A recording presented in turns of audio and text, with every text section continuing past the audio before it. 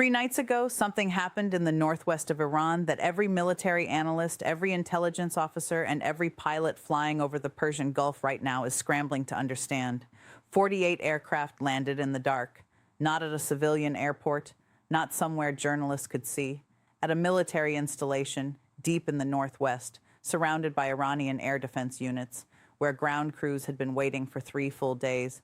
And when those cargo planes opened their doors and the crews got to work assembling, painting, and preparing what was inside, the air war over the Persian Gulf changed, not in some abstract theoretical way that only matters to people with security clearances and war planning spreadsheets. It changed in a way that affects every American radar operator in the region, every Israeli pilot currently flying strike missions, and every oil tanker trying to navigate through the Strait of Hormuz. Because what Russia just delivered to Iran is not just aircraft. It is a capability that the United States military was not fully prepared to face in this theater, at this moment, in this conflict. And by the time you finish watching this video, you are going to understand exactly why.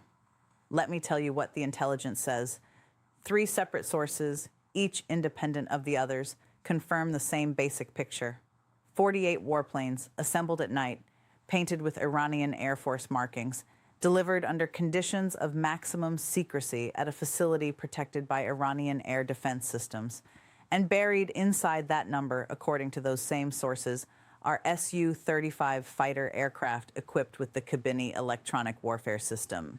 If you have never heard of the Khibiny before today, that is about to change, because the Khibiny is the reason everyone in American military aviation is paying close attention to what just happened in Iran. It is the reason Israeli defense planners are running emergency assessments right now. And it is the reason Russia, which has refused to deliver advanced aircraft to Iran for years, finally decided that the moment had come to change that policy. To understand the full weight of what just happened, you need to understand the history behind it.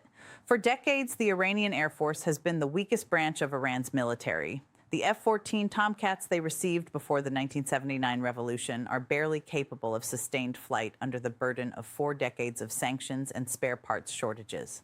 The MiG-29s they acquired from the Soviet Union are long past their operational prime. Iran has been a serious military power in missiles, in drones, in asymmetric naval warfare. But in the air, against American and Israeli aircraft, Iran has never been able to compete on anything close to equal terms. That asymmetry has been one of the central assumptions of every military planning document written about a potential conflict in the Gulf for the last 30 years. America and Israel go to war with Iran. The air belongs to the Americans and the Israelis from day one. Iran's defenses are degraded, the strikes continue, and the air campaign concludes on the timeline the attackers choose. That assumption just got significantly more complicated. Russia has known for years that Iran desperately wanted modern combat aircraft. Iran asked for the Su-35 specifically, multiple times, for years. And Russia said no.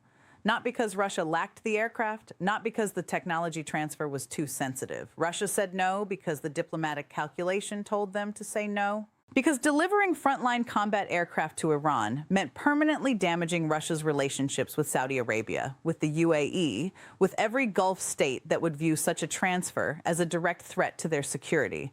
It meant handing the United States an enormous propaganda and diplomatic victory. It meant associating Russia's most capable export fighter with an Iranian military that was, at the time, not yet directly fighting American forces. Russia kept the Su-35 back as a card to be played when the calculation changed. The calculation just changed, and Russia played the card. Now, here is the part that I need you to understand clearly, because this is where most coverage of this story gets it wrong. The story is not really about the aircraft. The Su-35 is a serious, capable fourth-generation fighter. It is faster and more maneuverable than anything in Iran's current inventory. It can carry a wide range of weapons. It is a genuine upgrade over every aircraft Iranian pilots have been flying. But the story is not about the airframe. The story is about what is mounted on that airframe. The story is about Khibiny. The Khibiny L-265 is an electronic warfare system. It does not fire bullets. It does not drop bombs. What it does is generate an electronic environment around the aircraft carrying it that confuses, saturates, and in certain engagement scenarios effectively blinds the radar systems that enemy air defenses use to track and engage targets. Think of it this way. A radar works by sending out a signal and listening for that signal to bounce back from an aircraft. The time the signal takes to return tells the radar how far away the aircraft is. The direction the signal came from tells the radar where the aircraft is. The radar builds a track, feeds that track into a fire control system. The fire control system calculates an intercept solution. A missile is launched, and the aircraft is destroyed. That is the kill chain. Khibiny attacks the very first link in that chain. It detects the radar trying to track the aircraft. It analyzes the specific signal characteristics of that radar, and it generates a tailored response, not just broadband noise, but a sophisticated, targeted interference signal designed to exploit the specific vulnerabilities of the specific radar it is facing. The radar still sees something, but what it sees is distorted, corrupted, uncertain. Instead of a clean track that a fire control computer can use to calculate an intercept, it sees ambiguity. And in modern air defense, ambiguity at the tracking stage means you do not fire, because firing without a reliable tracking solution means wasting your missile and revealing your position. This is the capability that American radar operators in the Gulf theater need to understand immediately. The Khibiny was originally developed to defeat Russian air defense systems in scenarios where Russian aircraft might have to penetrate Russian-designed defenses that had been exported to adversaries. But the engineers who built it understood something critical. They understood that the radar signal processing approaches used by Western-derived air defense systems share certain fundamental architectural features that Khibiny's jamming algorithms can exploit. This does not mean American radar is blind against Khibiny-equipped aircraft. American radar systems are sophisticated, and they have been updated over the years to be more resistant to electronic warfare.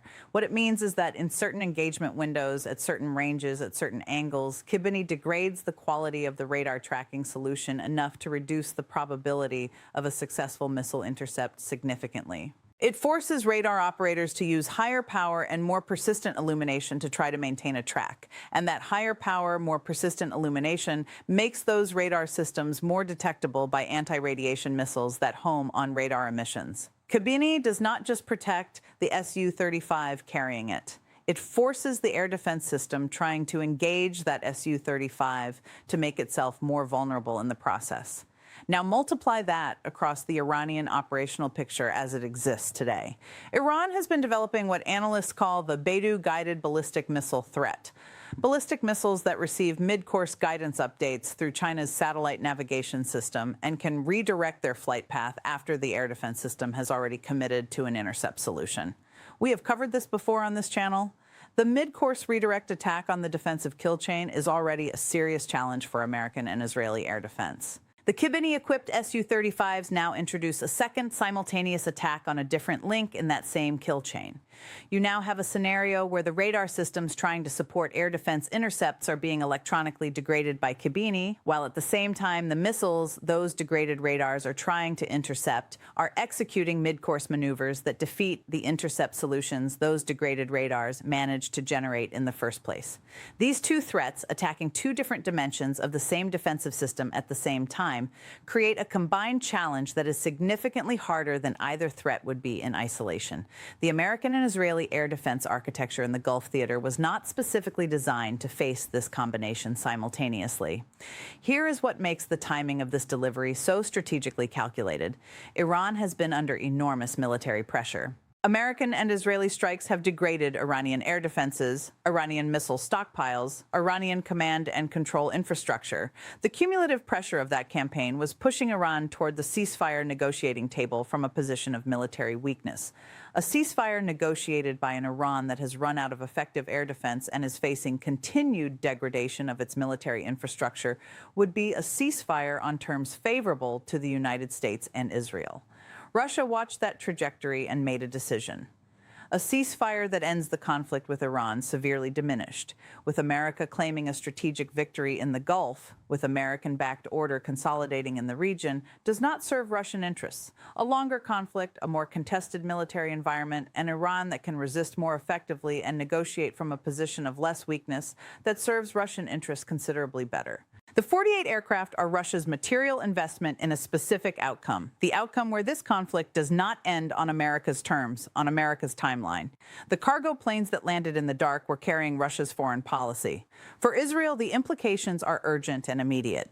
The entire Israeli strike campaign against Iranian nuclear and military infrastructure has depended on a foundational assumption, that Israeli aircraft, particularly the F-35s used for the most sensitive strike packages, could operate over Iranian territory with acceptable risk because Iranian air defenses and Iranian fighter aircraft could not effectively engage them. The F-35 is a fifth-generation stealth aircraft. It is genuinely difficult to detect and track, but it is not invisible to everything. And more importantly, the supporting elements of any Israeli strike package, the aircraft providing jamming support, communications relay, and tanker support that make those strikes possible, those aircraft are not F-35s. They are detectable. And if Iranian Su-35s equipped with Khibiny are operating in Iranian airspace, the calculus of risk for those supporting elements changes materially. Israel cannot simply continue operating as though the threat environment has not changed, because it has. What can America and Israel do in response? The answer operates on several timelines simultaneously. In the immediate near term, the most urgent priority is software. American radar systems can be updated through software patches that modify signal processing algorithms to be more resistant to Khibiny-specific jamming approaches.